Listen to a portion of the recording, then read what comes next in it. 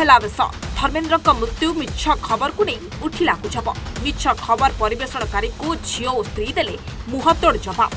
दर्शक बंधु गला किछि दिन हेला बॉलीवुडर जनाशुना कलाकार धर्मेन्द्र देवल का असुस्थ थिबा बेले से वर्तमान मुंबईर ब्रिज कैंडी हॉस्पिटल रे भर्ती अछंती। एही समय अभिनेता मृत्युर खबर सामना को आसिबा आरंभ होइतिला जहाकू तांको झियो ईशा देओल भित्तिहीन बोली कहिसंती। हिंदी सिनेमार प्रसिद्ध अभिनेता एवं ही मैन धर्मेन्द्र का मृत्यु खबर निरंतर प्रसारित हेउछि जहां फिल्म जगत को आघात देछि। तथापि से ब्रिज कैंडी हॉस्पिटल रे भर्ती अछंती। बयस जनित रोग रे पीड़ित हेबा परे तांकु किछि दिन पूर्व हॉस्पिटल रे भर्ती करा जायतिला। अपराह्न रे हठात तांको स्वास्थ्य अवस्था खराब हेबार खबर आसितिला।